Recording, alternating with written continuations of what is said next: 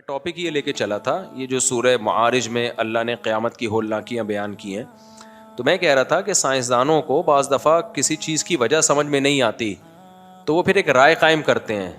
तो वो राय ये नहीं होती किसी दलील के बेस पे नहीं होती, वो राय ये होती है कि भाई कुछ समझ में आ नहीं रहा तो मुमकिन है ऐसा हो गया हो।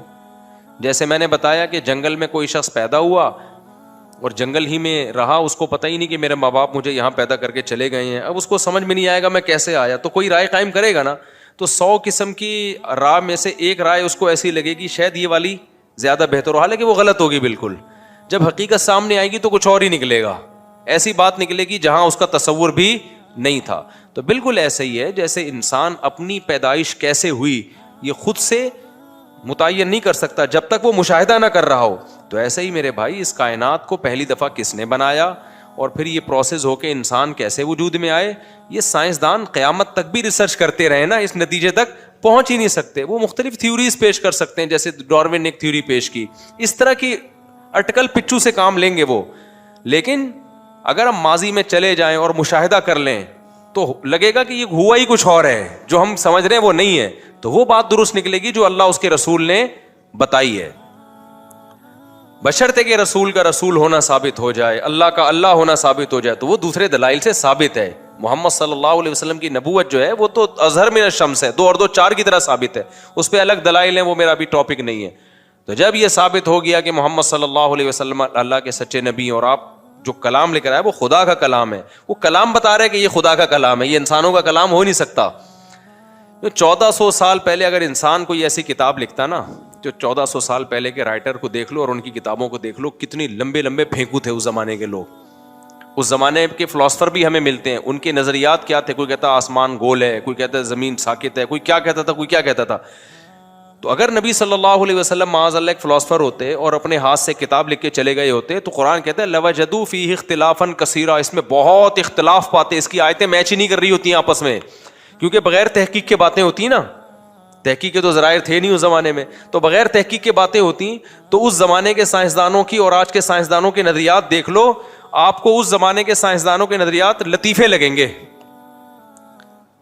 ऐसी लंबी लंबी फेंकी हैं क्योंकि कुछ पता ही तो था ही नहीं, तो ऐसी एक बात कर दी, तो बाद में वो सब चीज़ें गलत साबित हुई हैं। लेकिन कुरान में एक थ्योरी ऐसी नहीं है जो गलत साबित हो गई हो, जिसको साइंस ने 2 और 2 4 की तरह गलत साबित कर दिया हो। ऐसी तो बातें हैं जो साइंसदान कह सकते हैं हमें इल्म नहीं है इसका। मिसाल के तौर पर कुरान बार बार कहता है 7 मजबूत आसमान बनाए हमने। क्या बनाया हमने?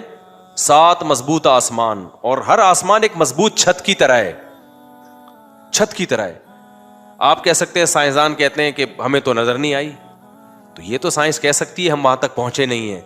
इनकार करना जब मुमकिन होगा जब पूरी कायनात का खलाई सैयारे चक्कर लगा के आ जाएं, ठीक है ना, और क्या ये इतनी बड़ी टोटल कायनात है, इसके बाद कुछ भी नहीं है, तो इसमें तो हमें 7 आसमान और छत नजर नहीं आई है। तो ये तो यहाँ साइंस खामोश है, बोलेगी हमें नजर नहीं आया। तुम क्या, हमने कुरान ने कब कहा कि मैंने 7 मजबूत आसमान बनाए और वो तमाम इंसान उसको देख लिए, या क़यामत से पहले पहले साइंसदान पहुंच जाएंगे? ये तो अल्लाह ने कब कहा वहां पे?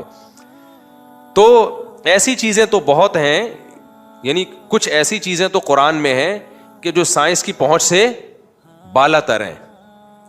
वहां ये कह सकते हैं हमें नहीं पता। मिसाल के तौर पर बाज लोग ये एतराज करते हैं, यार इतनी कहकशाएं, अरबों खरबों, इतनी बड़ी बड़ी, इतनी दूर दूर तक के बास सितारों की रोशनी हम तक पहुंच रही है। वो 300 साल पहले सितारे यहां से जा चुके हैं, वो 300 करोड़ों साल में उनकी रोशनी यहां तक पहुंची है, तो वहां भी आसमान नहीं है, तो फिर कहां है?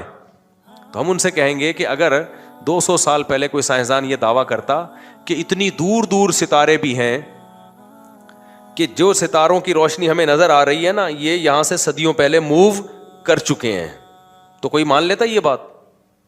300 साल पहले के साइंसदान कहते भाई लंबी फेंकी है इसने।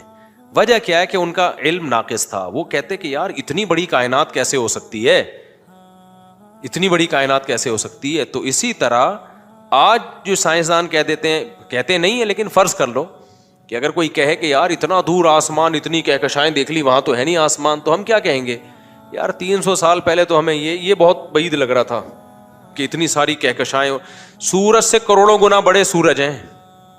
करोड़ों का मतलब पता है? मैं जब कोई ऐसी साइंस रिपोर्ट पढ़ता हूँ ना, तो यूं नहीं कहता सूरज से 1 करोड़, मैं कहता हूँ 1 सूरज, फिर एक और सूरज, फिर एक और, ऐसे गिनना शुरू करो। आप कहोगे भाई इतना बड़ा कोई सितारा नहीं हो सकता। सूरज के बारे में कहते हैं ना 9 लाख गुना जमीन से बड़ा है। आपको तो इतनी सी टिकिया नजर आ रही है, लेकिन क्या कहते हैं लाखों गुना बड़ा।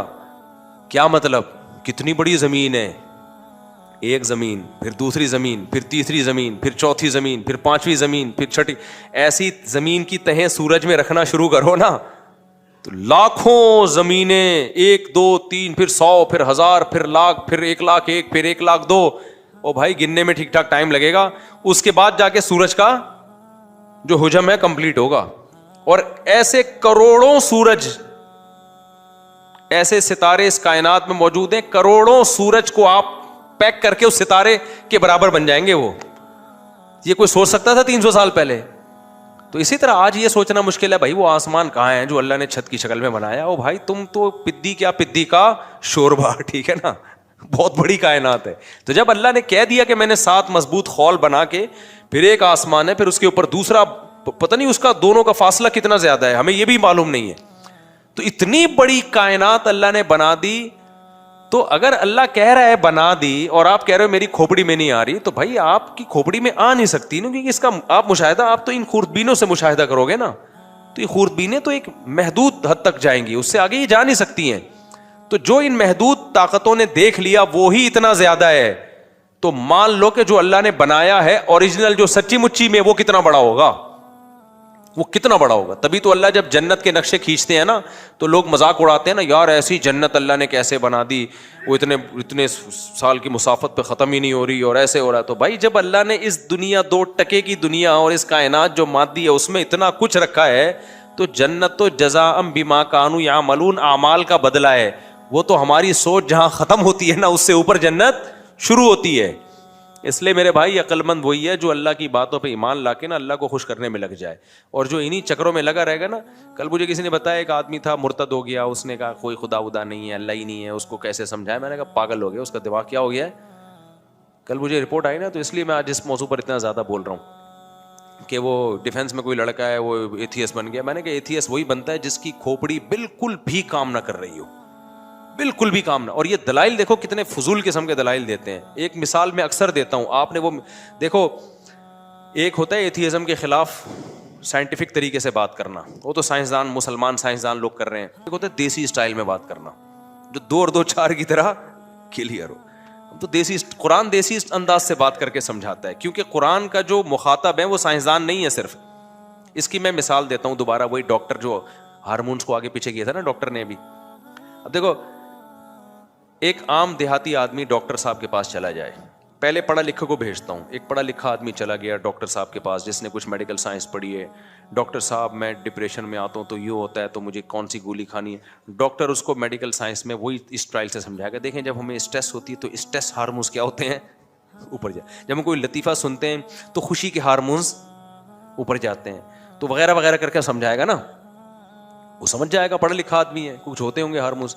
लेकिन बिल्कुल ही को पेंडू देहाती चला जाए, जैसे कि यूट्यूब पे लोगों ने डॉक्टरों को बड़ी गालियां दी हुई होती हैं अक्सर कि डॉक्टर साहब कोई आसान जबान में समझाओ क्या करना है। डॉक्टर अक्सर मेडिकल टर्म्स इस्तेमाल कर रहे होते हैं ना, तो वो डॉक्टर कह रहा है जी स्ट्रेस हार्मोन्स आपके जब यूं होता है तो ऊपर जाते हैं, फिर ये वाले हार्मोन्स। वो कह रही हार्मोन्स क्या भला है डॉक्टर साहब, मेरी जब स्ट्रेस बढ़ती है तो कौन साहब ऊपर जाते हैं। वो समझ रहे हो कि हार्मोन्स इनके कोई कजन होंगे कि जब स्ट्रेस इनकी बढ़ती है तो हार्मोन ऊपर वाली मंजिल में चले जाते हैं। हार्मोन साहब कोई अंग्रेजों का नाम भी हार्मोन्स हो सकता है ना, और हो सकता है कि जब डॉक्टर साहब को टेंशन नहीं होती तो इनके कजन हार्मोन होंगे, वो फौरन कहां जाते हैं, वो तो यही समझेगा ना। इसलिए कामयाब डॉक्टर वो है, अच्छा डॉक्टर वो है जो लोगों के मेंटल लेवल पे आके बात करे, वो कामयाब है। ये कमाल नहीं है कि आप मेडिकल टर्म्स में लोगों को समझा रहे हो, इससे आपकी स्टडी और एजुकेशन का भरम तो लोगों पे बैठ जाएगा, लेकिन आपकी तहकीक से फायदा मखसूस लोग उठाएंगे, आम लोग बोलो नहीं उठाएंगे। तो हमारे कुछ लोग एथियज्म के खिलाफ काम कर रहे हैं, क्योंकि उनका मुखातब ही पढ़ा लिखा तबका है।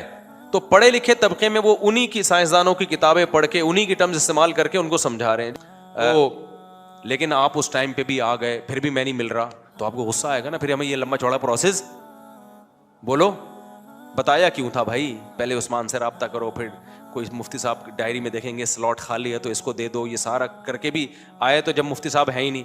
आज मैंने जोहर में किसी को निकाह का टाइम दिया था, जोहर में मैं जामे तुरशीद में, मुझे ज़रूरी काम था और मुझे काम की वजह से मैं नहीं आ सकता था, लेकिन चूंकि मैंने टाइम दिया था, सिर्फ एक 5 मिनट का उसका निकाह पढ़ाने के लिए मैं इतना लंबा सफर करके आया और निकाह पढ़ा के वापस गया। मेरा 1 घंटा लगा। लेकिन क्यों? अगर मैं नहीं आता तो बुराई होती ना। ये अगला कहता है यार मुफ्ती साहब ने टाइम दिया और भाग गए। हालांकि मुझे बहुत मुश्किल हुई थी वो निकाह पढ़ाने, लेकिन मैंने कहा यार या तो टाइम नहीं देते, दिया है तो अब उसको पूरा करना है, या तो 1 हफ्ता पहले मुझे पता चल जाता ना मेरी तो मैं 1 हफ्ता पहले वो कैंसिल कर देता। लेकिन ऐन वक्त पे कैंसिल करना गैर अखलाकी हरकत है, इल्ला ये कि कोई बहुत ही इमरजेंसी हो जाए। तो ऐसी इतनी बहुत इमरजेंसी नहीं थी। कितना टाइम मैंने 5 मिनट के काम के लिए अपना बर्बाद किया, 1 घंटा बर्बाद। इस सेंस में नहीं कि वो वाकई बर्बाद, लेकिन जाहिरी लिहाज से तो बर्बाद ही हुआ ना। लेकिन बात यह है कि जब एक आम आदमी इसका ख्याल कर रहा है कि जब किसी को टाइम दिया हो तो भाई पूरा करना है, इल्ला ये कि इमरजेंसी हो जाए। एक प्रोसेस रखा है, जब आप उस प्रोसेस को पूरा करोगे तो फिर तो टाइम देना है। तो अल्लाह मियाँ ने भी जब ये कह दिया कि भाई ऐसे ही नहीं बल्कि बाकायदा दुआ मांगो, 2 रकत पढ़ो, हाथ उठाओ, गिड़गिड़ाओ, मुझसे मांगो, मैं देता हूं। हमने सारा प्रोसेस पूरा कर लिया, फिर भी अल्लाह दे नहीं रहा। उसकी कहीं और हो गई, उसके बच्चे हमको मामू कह रहे हैं। फिर आदमी को गुस्सा आता है यार। ये एथियस्ट लोग बहुत से यही कहते हैं कि फिर बोला क्यों था दुआएं मांगो, जब गवर्नमेंट हमें कहती है एप्लीकेशन लिख के दो और जब तुम्हारा नंबर आएगा तो इस एप्लीकेशन पे गौर होगा तो हम ये तुम्हारा नलका लगवा देंगे। जब गवर्नमेंट नलका नहीं लगाती हम गवर्नमेंट पे लानतें भेज रहे होते हैं यार, हमारे गटर के ढक्कन की 50 दरख्वास्तें हमने जमा करा दी हैं, गटर का ढक्कन नहीं लग रहा, करप्ट हुकूमत है, ये है वो है। तो यही होता है, फिर हम हुकूमत का इनकार कर देते हैं, बगावत पे आते हैं। तो हम अल्लाह मियाँ भी हमें कहा कि उदऊनी अस्तजिब लकुम, दुआएं मांगो, मैं तुम्हारी दुआओं को सुनूंगा, तुम्हारी पुकार का जवाब दूंगा। सब जूते का तस्मा भी मांगना हो वो भी टूट जाए तो मुझसे मांगो। तो अल्लाह ये तो जूते के तस्मे मुझसे मांगो और हम जनाब तुझसे जरूरी चीजें मांग रहे हैं। रोटी तो जरूरी है, रोजगार जरूरी है, और गरीबों को कितनी गालियां आजकल फेसबुक पे पड़ रही हैं। तो अल्लाह ये तो अब ये तो हमने सरोजा भी लगा लिया, हज करके दुआएं मांग ली, बैतुल्लाह के गिलाफ को पकड़ पकड़ के जितना एक्सट्रीम लेवल पे हम जा सकते थे ना चले गए। उम्रे पे गए, वहां हमने बैतुल्लाह के गिलाफ को पकड़ पकड़ के दुआएं मांगी, मगर फिर भी हमें मामू के अलावा कोई लफ्ज नहीं मिला। बहुत से लोग इस चक्कर में एथियस्ट होते हैं कि यार ये कोई खुदा वुदा माज़अल्लाह नहीं है, होता तो कुछ तो उसको तरस आता ना हमारे ऊपर। तो ये एक इश्काल होता है। पहला जवाब तो मैंने दिया, पहला जो जवाब है ना कि आप अल्लाह को अल्लाह नहीं मान रहे, आप अल्लाह के अल्लाह बनने की कोशिश कर रहे हो। इस इश्काल का जवाब तो हो गया। लेकिन दूसरा इश्काल होता है ये अल्लाह ही के कहने पे तो हम कर रहे हैं। खूब समझ लो, अल्लाह ने जो कहा है ना कि मुझसे दुआएं मांगो तो मैं तुम्हारी हाजात को पूरा करूंगा, तो दुनिया में तो जब हम किसी को कहते हैं ना कि मैं हाजात को पूरा करूंगा, तो ईमान बिल गैब वाला मामला नहीं होता ना। सामने वाले पर लाजिम है कि हम पर ईमान लेकर आए, लिहाजा हम उसकी हाजत पूरा ना करें तो काबिले मलामत हैं। लेकिन अल्लाह का जहां तक मामला है, अल्लाह हाजात पूरी करता है। लेकिन अल्लाह ने ये कहा है कि मैं इस तरीके से करूंगा जैसे मेरी समझ में आएगा, तुम्हारी राय के मुताबिक नहीं करूंगा। इसलिए कि मैंने अपने आप को गैब के पर्दों में रखना है। अगर मैंने ऐसे दुआएं कबूल करना शुरू कर दी, तुमने ये मांगा मैंने ये दे दिया, तो जो एथियस्ट हैं सारे ईमान ले आएंगे मेरे ऊपर, मामला गैब पे थोड़ी रहेगा, फिर तो मुशाहिदे पर हो जाएगा। समझ में आ रही है बात कि नहीं आ रही? गैब का मामला थोड़ी रहेगा। फिर तो दुनिया में कोई काफिर नहीं रहेगा, कोई नाफरमान नहीं रहेगा, कोई मुर्तद नहीं होगा, सारे कहेंगे इधर दुआ। और फिर दुआएं भी तो क्या क्या होंगी। फिर ये दुआ थोड़ी मांगेगा अल्लाह ये दिला दे, अल्लाह इस जैसी 4 दिला दे। क्या ख्याल है? जब गए बैतुल्लाह में दुआ मांगी, अल्लाह 1 करोड़ की जॉब लग जाए, फौरन फोन आ गया लग गई है। फिर हाजतें लोगों की कोई महदूद है या लामहदूद है? लामहदूद हाजत। सारे गंजे पहुंचेंगे, अल्लाह हमारे सर पे बाल हो गए हैं। जिनके बाल लुक गए वो कहेंगे अल्लाह जो गिर रहे हैं वो भी आ जाएं। अल्लाह कोई मरे ही नहीं, ना मेरी अम्मा मरे, ना मेरे अब्बा मरे, ना मेरी बीवी मरे, ना मेरा शौहर मरे, ना मेरा बच्चा मरे, फला फला सब मर जाएं। तो ये निजाम कायनात क्या हो जाएगा भाई? तबाह बर्बाद हो जाएगा, तबाह बर्बाद हो जाएगा। इसलिए अल्लाह ने कहा कि मैं हूं, मेरे होने पर अगर मैं दुआ बिलफर्ज कबूल नहीं कर रहा तो इससे मेरा इंकार लाजिम नहीं आता, क्योंकि मेरे वजूद पर तो 20 दलाइल हैं। उन दलाइल का कैसे इंकार करोगे तुम? इसकी मिसाल ऐसे है जैसे आप गए, आपने एप्लीकेशन दी, वजीर को दरख्वास्त कबूल ही नहीं हो रही, आपको यहां कोई वजीर है ही नहीं, तो अगला कहेगा भाई ये वजीर की कुर्सी है, ये इस कुर्सी पे कैमरा पे देखो बंदा बैठा हुआ है और ये अटेंडेंस हाजिरी है। तो ये नहीं कहो कि वजीर ही नहीं है, ये कहो कि वजीर नालायक है, आपकी मुराद पूरी नहीं कर रहा, या सुस्त है। और अगर नालायक भी नहीं है, सुस्त भी नहीं है, फिर यकीनन कोई हिकमत है। तो वजीर के बारे में तो हम पाकिस्तान के वजीर के बारे में नहीं कहेंगे कि कोई हिकमत की वजह से काम नहीं कर रहा, वहां तो रिपोर्ट क्लियर है, कर ही नहीं रहा। वो तो आज तक किसी के पैसे लिए बगैर काम किया ही नहीं उसने। अल्लाह पे ना रिश्वत का इल्ज़ाम लग सकता है, ना अल्लाह पे ये इल्ज़ाम लग सकता है कि माज़ अल्लाह वो बंदों के काम कर करके थक गया है। तो अल्लाह के बारे में यही कहा जाएगा, और उसने दुआ कबूल नहीं की है तो भाई वो हमारा काम है फाइल जमा करा देना। और वो इस तरह से नहीं कर रहा, किसी और तरह से, वो अपने बंदों को लावारिस नहीं छोड़ता। हाँ, उसने एक हिकमत के तहत एक तरीका रखा हुआ है कि ऐसे में हर एक को जाहिरी तौर पे देना शुरू कर दूं तो ये खुदा बन जाएंगे, मैं क्या बन जाऊंगा, बंदा बन जाऊंगा। तो इनको मेरे ऊपर ईमान का मतलब ये कि मुझे अल्लाह माने और मुझे अपना खैर ख्वाह माने। मैं इनकी हाजत पूरी कर दूं तो भी वो पूरी करता है, नहीं पूरी करूं तो भी हाजतें पूरी करता है, ये किसी और तरह से कर देगा। हमें क्या पता भाई हमारे ऊपर कौन कौन से हादसात आने वाले थे। आपने दुआ मांगी अल्लाह रोजगार दिला दे, रोजगार दिला दे, अल्लाह ने रोजगार नहीं दिलाया, लेकिन कोई बड़ी आफत से आपको बचा लिया। आप चाहते थे यहां शादी हो जाए, अल्लाह के इल्म में था भाई तेरे लिए अजाब है, ये नहीं है। बहुत से लोग, एक आदमी आया ना अपनी माशूका के बारे में बहुत दुआएं मांगता था, मुझसे भी उसने कहा नहीं हुई शादी, तो मैंने कहा यार इसी में बेहतरी होगी। कह रहे अल्लाह ये भी तो कर सकता था, इसी को बेहतर बना देता मेरे लिए।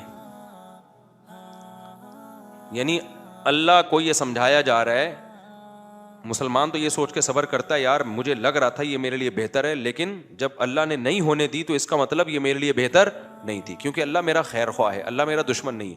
लेकिन अगला पता है क्या कहता है, यार अल्लाह को ये भी तो ताकत है ना कि इसी को मेरे हक में बेहतर बना के यही दिला भी देता और इसी को ठीक भी कर देता। तो इसका मतलब क्या हुआ कि आप सारा वो चाहते हो जो आप चाहते हो, तो बेहतर यही है कि अर्श पे आप खुद जाके बैठ जाओ। हमने अपने आप को अल्लाह का ताबे बनाना है। तो पैगंबरों की सीरत से हमें पता चलता है दो किस्म के लोग हैं, एक नाफरमान और एक फरमाबरदार। नाफरमान लोगों को जब परेशानियां आती हैं अल्लाह को बुरा भला कहते हैं, तभी तो कुरान ने मिसालें दी हैं। फिरौन पे भी परेशानी आई ना, मूसा अलैहि सलाम जब आए ना तो फिरौन को टेंशनें शुरू हो गई, एक दफा भी अल्लाह का नाम नहीं लिया फिरौन ने, बल्कि और बगावत में बढ़ता चला गया। कहने लगा कि जब से मूसा आया है ना माज अल्लाह, इसकी वजह से हमारे मुल्क में बदमनी शुरू हो गई है, कहत आना शुरू हो गया है। लेकिन परेशानियां याकूब अलैहिस्सलाम पर भी आई। बचपन में बच्चा गायब, रोते रहे, कह रहे नमाशकू बसी व हुस्नी इल्लल्लाह, भाई मैं अल्लाह को अपना गम बताता हूँ। आलमु मिनल्लाहि मा ला तालमून, अल्लाह के बारे में वो कुछ जानता हूँ जो तुम नहीं जानते। तो मुझे यकीन है अल्लाह की इसमें कोई खैर ख्वाही होगी। क्यों? वो समझते थे कि भाई मैं, और याकूब अलैहिस्सलाम के बारे में आसमानी किताबों में लिखा है कि इतनी दुआएं मांगते थे कि उनके घुटनों पे और पेशानियों पे मोटे मोटे निशान पड़ गए थे। जिंदगी भर इतनी दुआएं मांगी, एक दफा भी मायूस नहीं हुए कि यार मैं तो मांगता रहता हूं, उधर अल्लाह ने बच्चा मिलाया ही नहीं मुझसे, और मेरी तो एक बच्चा अभी गुम हुआ है, दुआएं मांग रहे हैं, तड़प रहे हैं, आंखों की बिनाई चली गई, दूसरा भी गुम हो गया। तो कुरान ये वाकयात क्यों बताता है? क्या माज अल्लाह अपनी बुराइयां कर रहा है? सूरह यूसुफ में जब लोग कहते हैं ना एथियस लोग कि हमने अल्लाह से मांगा और हमें तो कुछ नहीं मिला, तो कुरान तो कह रहा है कि याकूब अलैहिस्सलाम का बच्चा गुम गया था, उन्होंने अल्लाह से सारी जिंदगी मांगा, मिला क्या? दूसरा भी गुम गया। ठीक है ना? तो ये तो अल्लाह गोया माज अल्लाह अपनी बुराइयां कर रहा है? ना ना ना ना, अल्लाह अपनी तारीफें कर रहा है कि मैं बाज दफा नवाजता ऐसे हूं, आजमाइशों में डाल डाल के देखता हूं कौन सब्र से काम लेता है। तभी तो जब यूसुफ अलैहिस्सलातु वस्सलाम को अपना अल्लाह ने वालिद से मिलाया मिस्र का बादशाह बना के, तो फौरन याकूब अलैहिस्सलाम ने कहा मैंने कहा नहीं था आलमु मिनल्लाहि मा ला तालमून, मैं अल्लाह के बारे में वो कुछ जानता हूं जो तुम नहीं जानते।